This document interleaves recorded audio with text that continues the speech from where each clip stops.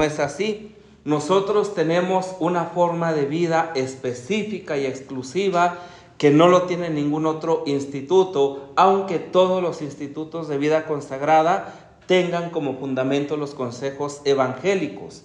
Sin embargo, para nosotros no solamente son los consejos evangélicos como exclusiva, sino es, como bien decíamos, la forma de vida, ¿verdad? Es el Evangelio, y el Evangelio es Jesucristo.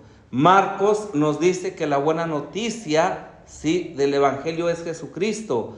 De tal manera que nosotros vivimos en nuestra vida, en nuestro ser, ¿verdad?, el ser de Cristo Jesús. Entonces, el seguimiento de Cristo implica necesariamente una vida evangélica.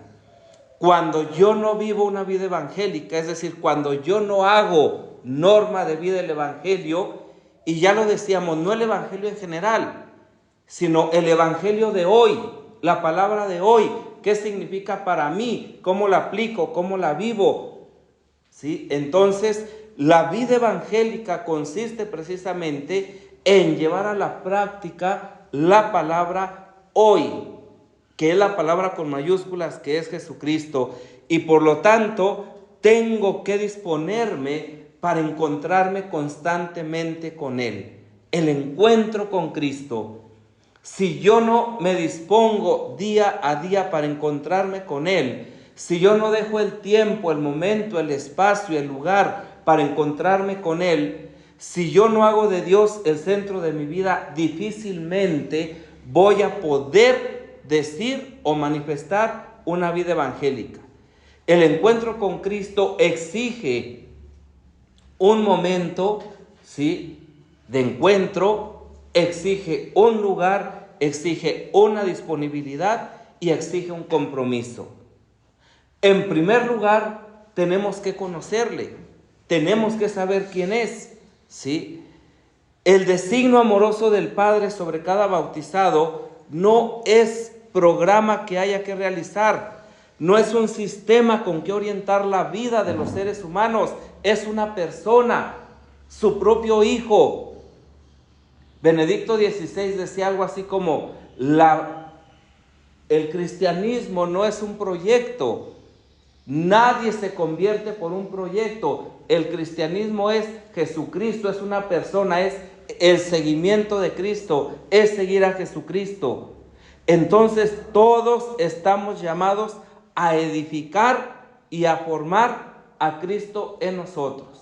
Fíjense este binomio, edificar y formar, ¿sí?, a Cristo en nosotros.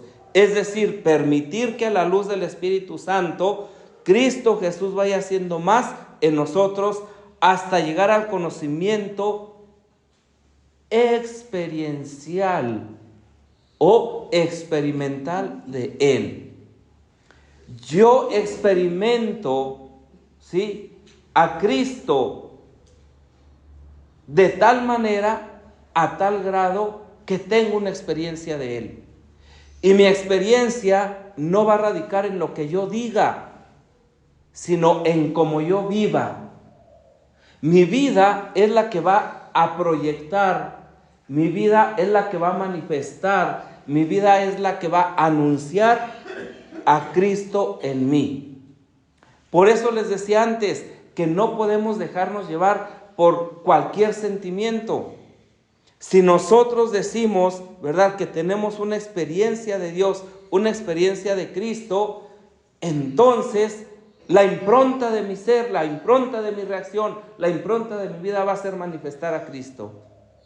No va a ser manifestar un coraje, no va a ser manifestar un desprecio, no va a ser manifestar una mala cara, sino a Cristo. Hasta llegar al conocimiento experimental y experiencial de Cristo, de modo que crezca en cada uno y en su cuerpo místico hasta la estatura completa. Gálatas 4:19 y Efesios 4:12. Que estemos a la medida de Cristo. Por lo tanto, el Padre quiere revelar a su Hijo a cada uno de los elegidos, a cada una de ustedes. Cristo se hace encontradizo, Cristo se hace alcanzable, Cristo se hace amigo, Cristo se hace hermano, Cristo se hace uno conmigo de una o de otra forma a aquellos que el Padre le ha dado. Juan 17:6. Porque esto es importante, a los que el Padre le ha dado, y Jesús no quiere que se pierda ninguno de los que el Padre le ha dado. Entonces, por eso Cristo Jesús sale a nuestro encuentro, para que nadie se pierda. Y es importante otra vez volver al momento fundamental de nuestra vida, de nuestro encuentro con Él. Aquel momento, ¿verdad?, donde Cristo Jesús cautivó nuestra vida, cautivó nuestro ser, cautivó nuestro corazón, cautivó nuestra voluntad, cautivó nuestra persona, para ver si realmente le conocemos, para ver si realmente le seguimos, para ver si realmente Él es en nosotros y nosotros somos en Él. Si nosotros vemos el contexto, por ejemplo, de los apóstoles, el mismo de Juan Bautista. Juan Bautista, cuando ve a Jesús, le reconoce inmediatamente: este es el Cordero de Dios que quita el pecado del mundo. Ya Juan lo había anunciado antes.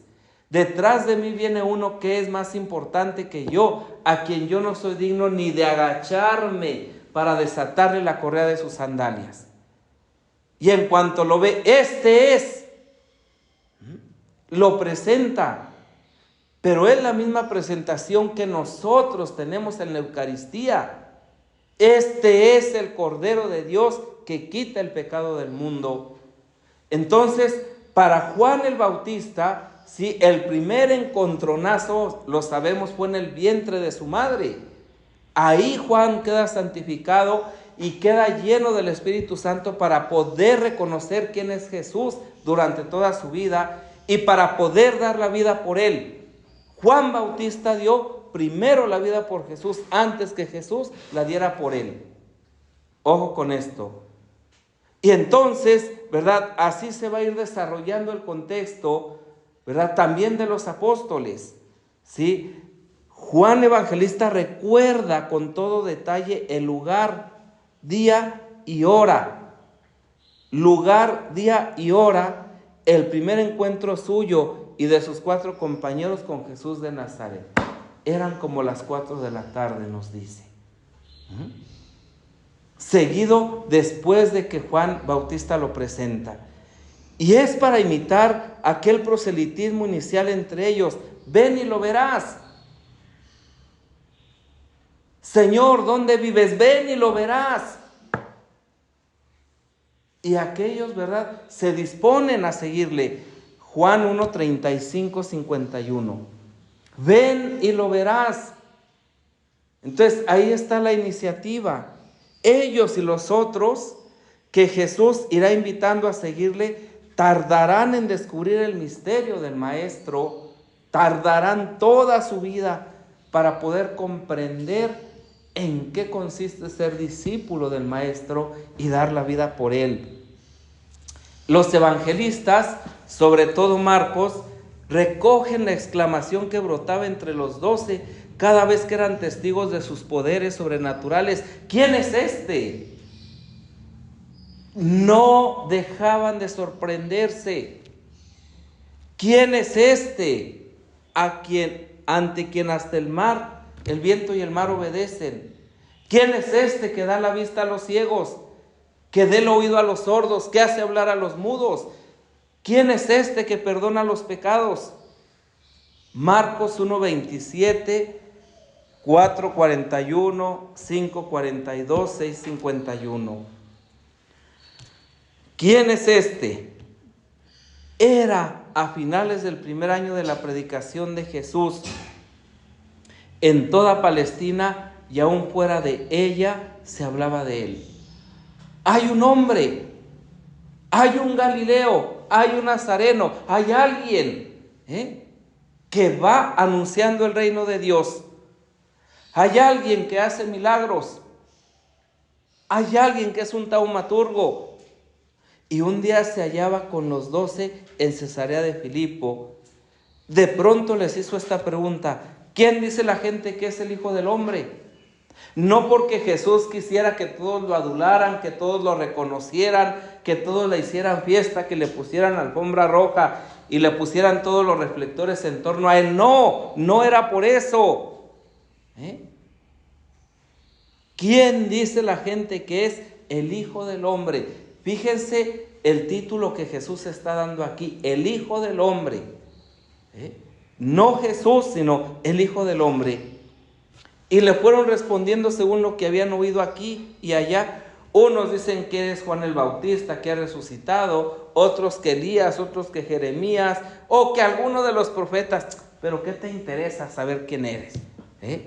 Y Jesús, cambiando de tono, prosiguió: ¿y ustedes?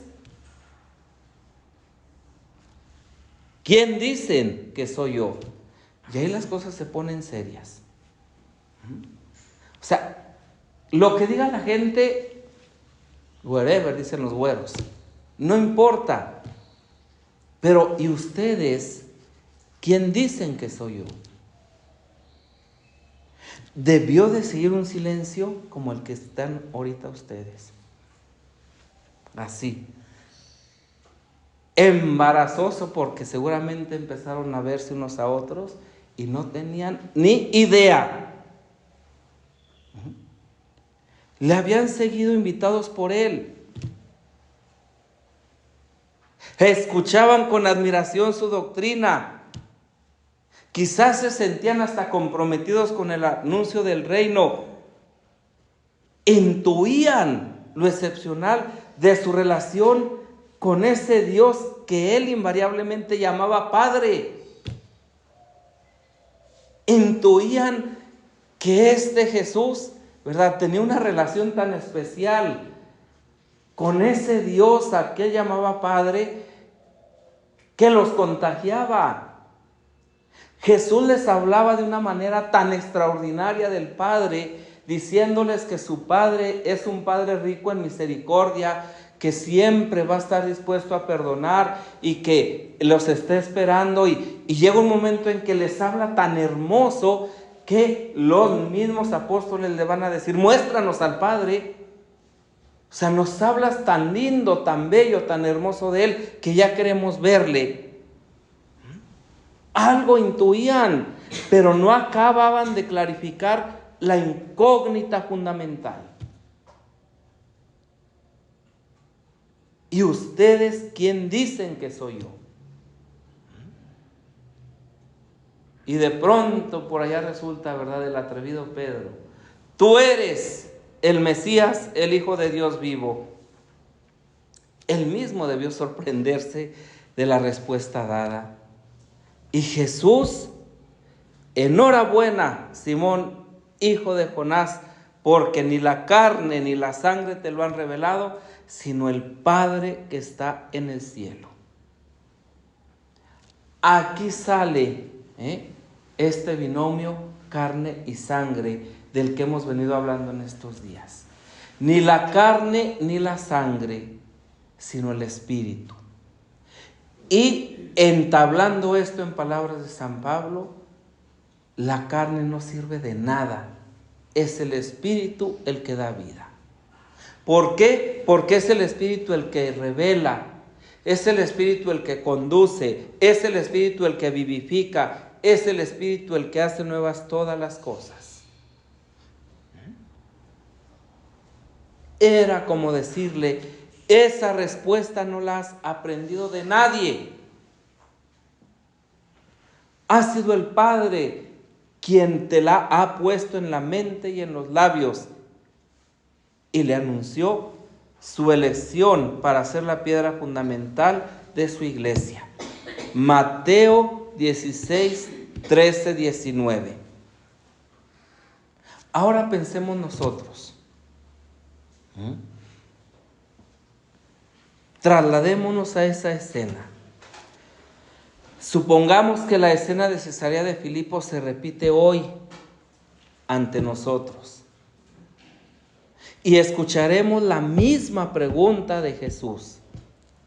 ¿Qué saben de mí? ¿Qué han oído, leído o aprendido de mí? Y podríamos responderle acumulando toda la información que aprendimos en la catequesis, en la Biblia, en las charlas, en las predicaciones, en los estudios teológicos, en todo. Responderle acumulando toda la información segura y verdadera que hemos adquirido sobre su persona, su doctrina, su obra salvífica, su misterio. Un conocimiento que hemos tenido la fortuna de enriquecer desde la catequesis inicial hasta nuestra formación actual. Y podríamos también añadir toda la gama de variedades de opiniones, de interpretaciones, ¿sí? Y hasta de fantasías de novelistas, de cineastas, en que a veces suele quedar tan mal parado Jesús. Y de pronto escucharíamos la segunda pregunta: ¿y tú? ¿Quién dices tú que soy yo? Con sinceridad, no te estoy preguntando qué sabes de mí. No si has leído sobre mi vida. No si has visto la película de la Pasión de Mel Gibson. No te estoy preguntando eso. Si te sabes la definición del catecismo de la Iglesia Católica, si has leído el Evangelio, si conoces todos mis datos históricos, no te estoy preguntando eso, no te estoy preguntando por información, sino ¿quién dices tú que soy yo? ¿Tendrías una respuesta que darle? Porque tendría que ser una respuesta del corazón.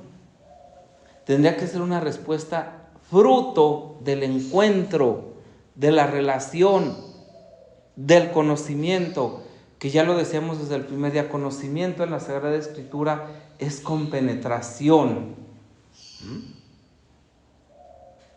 No una respuesta aprendida de otros,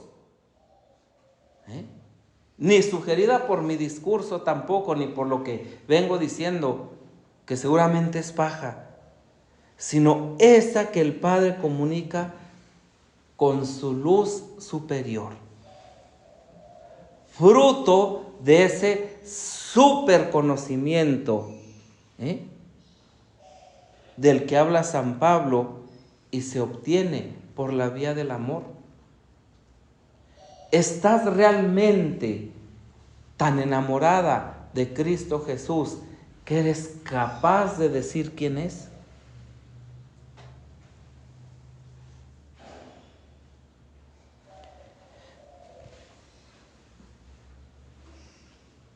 Esa respuesta, fruto de ese superconocimiento de que habla San Pablo y se obtiene por la vía del amor.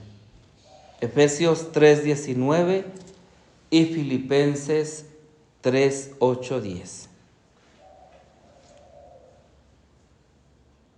Queridas hermanas, el encuentro con Cristo como experiencia de fe señala un nuevo derrotero, unos nuevos caminos, unos nuevos retos en la existencia de los grandes convertidos.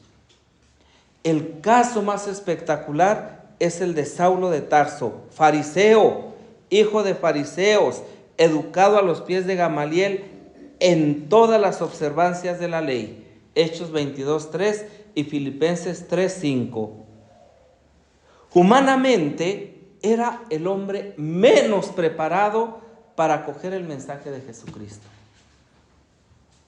Humanamente era el que podía rechazarlo de manera total y absoluta por los conocimientos teológicos, por los estudios que él había hecho y por la educación que había recibido. Era el menos apto, el menos preparado para acoger el mensaje de Cristo. Porque él estaba convencido que la forma de vivir su religión, que la forma de adorar a Yahvé era la única y era la verdadera, y no estaba equivocado, Era judío y sabía lo que estaba haciendo, y él no podía permitir que viniera un usurpador a decir que era Dios, y él no podía permitir que viniera una secta, ¿sí?, a quererse imponer por encima de una religión y de una tradición como lo es el judaísmo. ¿Cómo que de la noche a la mañana vienen unos tontos, que se dicen cristianos, pero que además hablan de un tal Jesús de Nazaret que padeció, que fue crucificado, que murió, que fue sepultado, pero que ahora está vivo, pero ya no está con ellos, y que es Dios? ¿En qué cabeza cabe eso? ¿Dónde está? Estos son unos impostores. Estos quieren acabar con la religión de nuestro padre Abraham, de Isaac, de Jacob, y entonces hay que acabar con ellos. Es la mejor forma, acabar con ellos. Muerto el perro, se acabó la rabia. Así de simple. Pablo estaba en sus cabales, no estaba descaminado. Sabía lo que defendía, sabía a quién adoraba, sabía a quién amaba, y por eso quiere y logra hacerlo todo, no solamente por un sentimiento religioso, no solamente por un sentimiento cultural, sino legalmente, y entonces tiene la aprobación de que mate a todos los cristianos. Y así se acabó. Entonces era el que humanamente estaba menos preparado para recibir el mensaje del Evangelio. Y allá va, ¿verdad? Dichoso y convencido, ¿sí? Pero a partir de aquel, yo soy Jesús a quien tú persigues, ¿sí? Que suena algo muy simple, que suena algo como muy común, pero eso taladró la mente, el corazón, las entrañas y el ser de Pablo. ¿Quién eres, Señor? Yo soy Jesús, a quien tú persigues. En aquel encontronazo se sintió atrapado, invadido, un hombre nuevo en Cristo. Cristo manda en su vida a partir de ahora. Cristo llena su vida toda. Cristo es la razón de su ser. Cristo es en Él. Y Él es en Cristo. Vivo yo, pero no soy yo. Es Cristo quien vive en mí. Fíjense qué palabras tan tremendas viene a decirnos este hombre. Que no son teoría. Que no son un bello eslogan, ¿verdad?, para que pongan en mi estela el día que me muera. No. Son palabras que a partir de que Él me salió al encuentro y yo le acogí, se hicieron vida en mi ser. Gálatas 2:20. Vivo yo, pero no soy yo. Es Cristo quien vive en mí. Esa es la forma de decir: tú, ¿quién dices que soy yo?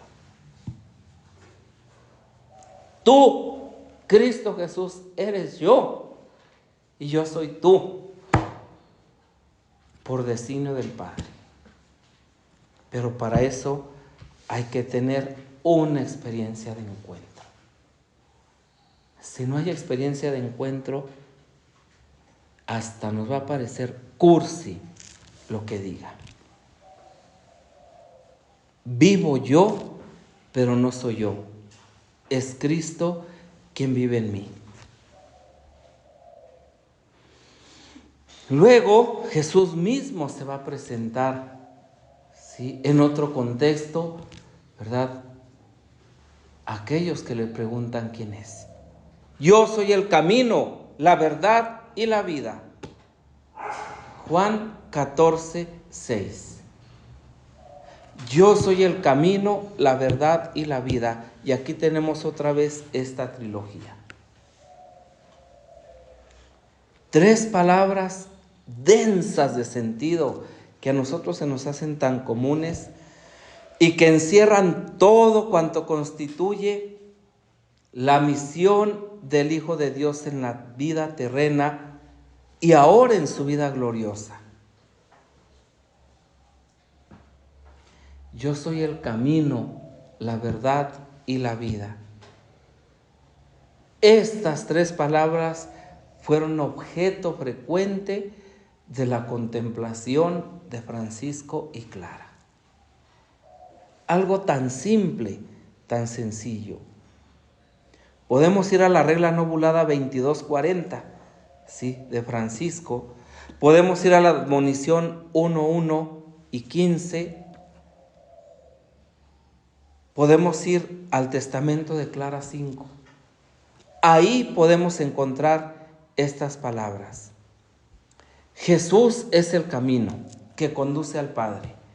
No hay otro. No es Francisco, no es Clara, no es Santa Verónica, no es el Padre Pío, no es la Beata María Lorenza Longo, no es la Santísima Virgen María, es Jesucristo. Nada más. El único que conduce al Padre. No se ha contentado con trazar la ruta. La ruta es el Calvario. La ruta es la cruz. La ruta es dar la vida. La ruta es hacer la voluntad del Padre. La ruta es estar en sintonía con el Espíritu de Dios. Pero Jesús no se contenta con eso. Ni se ha limitado a caminar delante de nosotros y con nosotros, viajeros desorientados.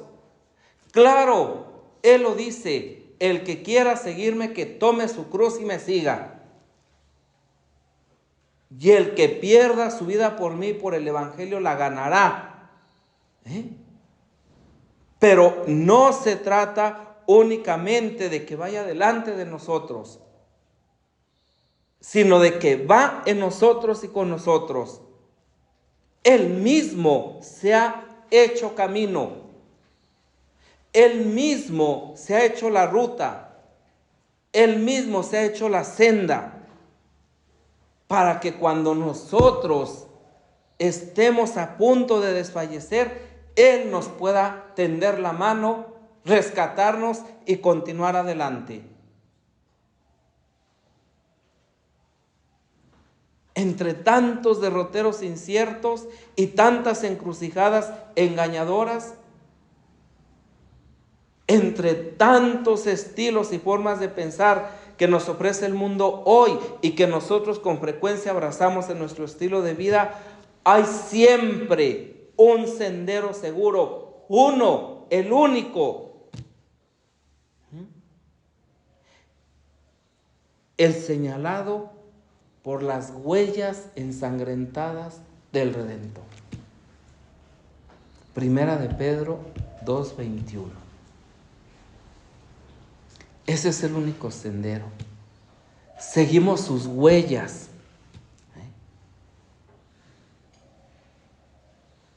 Las huellas que van dejando la marca del amor a la humanidad.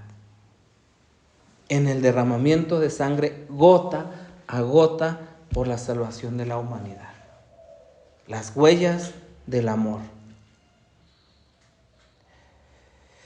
Escribe Santa Clara en su testamento: el Hijo de Dios se ha hecho para nosotros camino.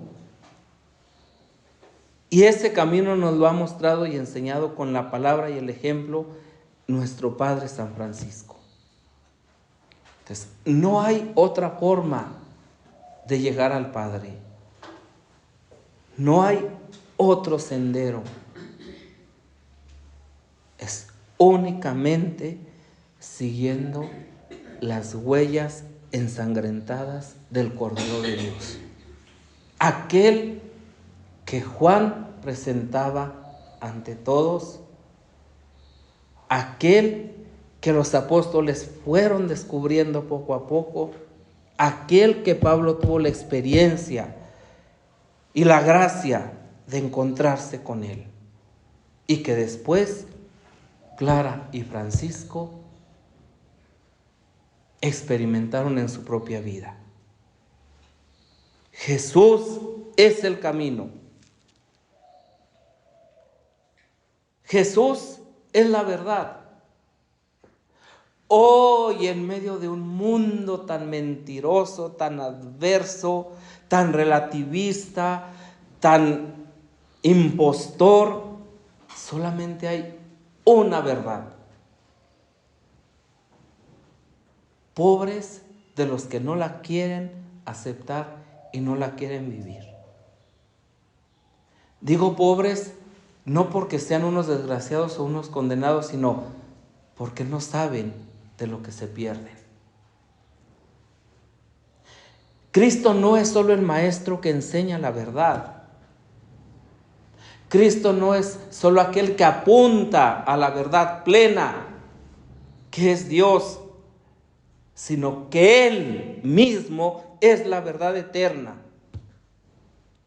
la sabiduría de Dios, la palabra de Dios hecha carne. Él y solamente Él, el que quiso venir a poner su morada en medio de nosotros, apareció sobre la tierra lleno de gracia y de verdad.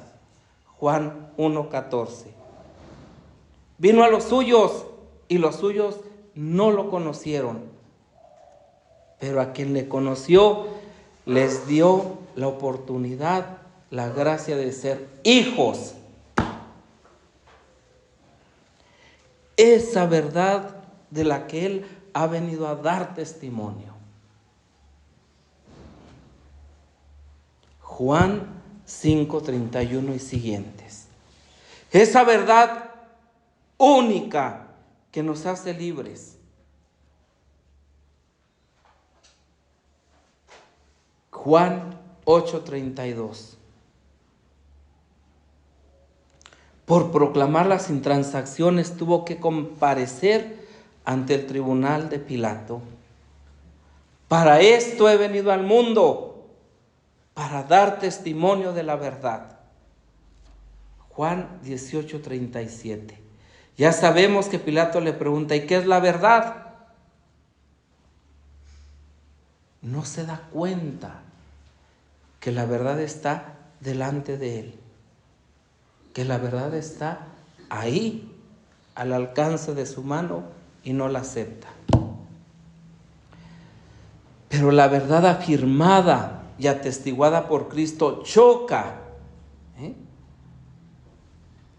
tantas veces con las verdades parciales, tergiversadas de la sabiduría humana. Es una luz que trata de abrirse paso entre las tinieblas. Vino la luz a las tinieblas y las tinieblas no lo reconocieron. Juan 1:9-11.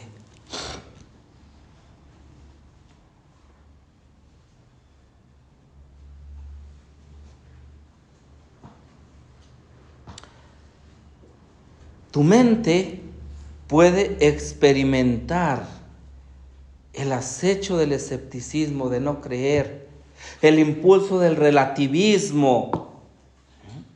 Da lo mismo creer en esto que creer en aquello. Da lo mismo este estilo de vida que el otro. Da lo mismo esta religión que la otra. No es cierto.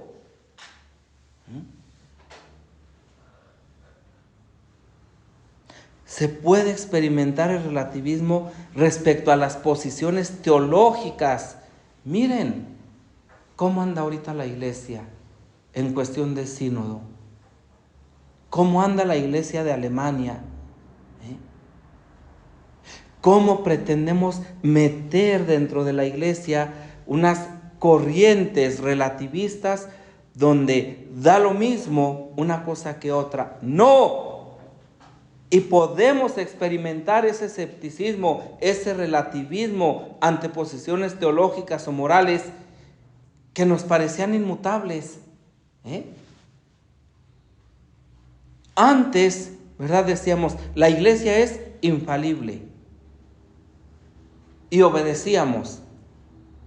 Y hoy todos y todas nos creemos con derecho a cuestionar y a juzgar a la iglesia como institución. Y con el Papa a la cabeza. No, pues es que el Papa quién sabe qué. No es que este Papa sí, no es que este Papa así, no es que este Papa... Claro que son personas. Pero si yo, pobre miserable, tengo el Espíritu de Dios, que no lo tenga el representante de Cristo en la tierra, por Dios. La misma enseñanza evangélica, sometiéndola a cierto tamiz exegético, puede parecerme discutible. Oye, ¿y de verdad? ¿Sí? El texto que nos habla de la creación del mundo fue así. Es una mentira. Oye, ¿y de verdad Jesús nacería en Nazaret cuando dicen que nació y cómo nació? Oye, ¿y de verdad Jesús resucitaría? ¿Y será cierto que María Magdalena lo vio la primera y el primer día y fue el anunciador al apóstol de los apóstoles? Son puros cuentos, no se lo crean. A ese grado podemos llegar. Es el momento de exclamar con Pedro: Señor, ¿a quién iremos? Tú tienes palabras de vida eterna. Juan 6:68. No hay otro rumbo, no hay otra senda, no hay otro camino, no hay otra verdad que esta. Señor, ¿a quién iremos? Tú tienes palabras de vida eterna. ¿Cuántas de las veces tenemos que repetir en el silencio de nuestro corazón, en el silencio de nuestra vida, en medio de nuestra noche oscura? Señor, ¿a quién iremos? Tú tienes palabras de vida eterna. Y seguro que este Jesús nos responderá si creemos realmente en Él. Cristo es la vida.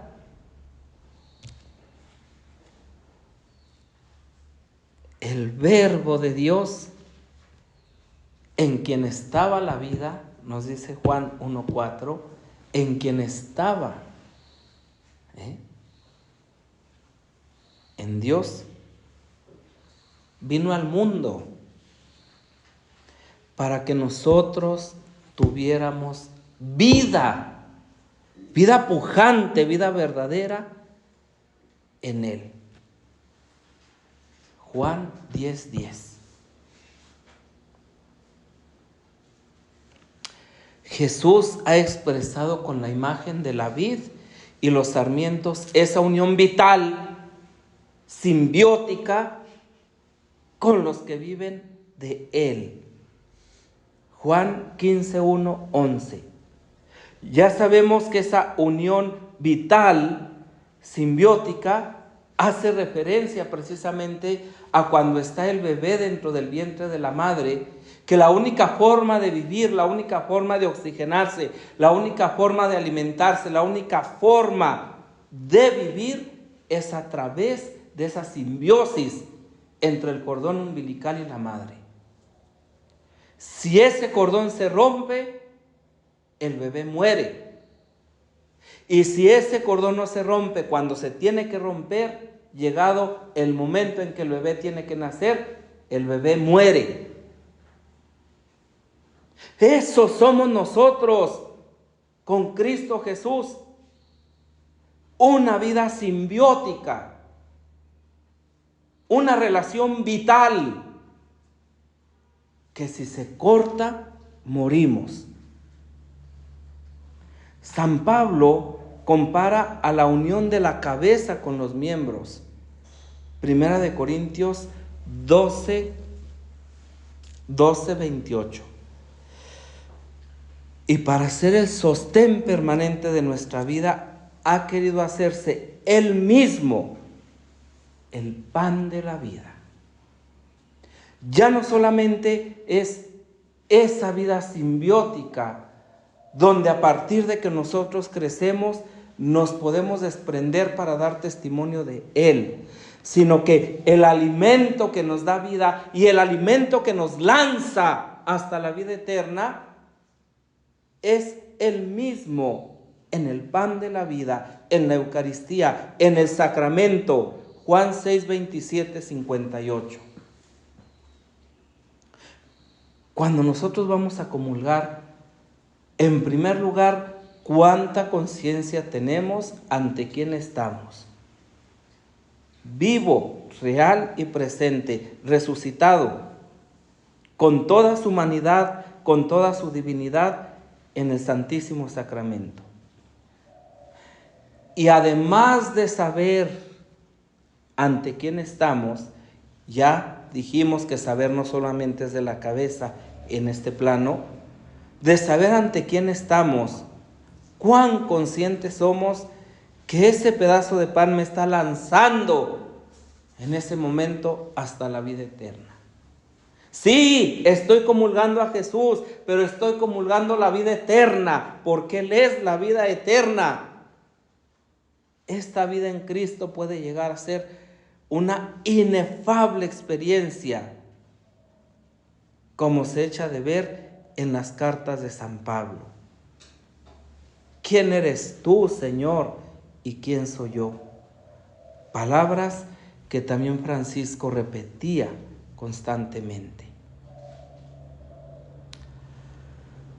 Gloria al Padre y al Hijo y al Espíritu Santo. Como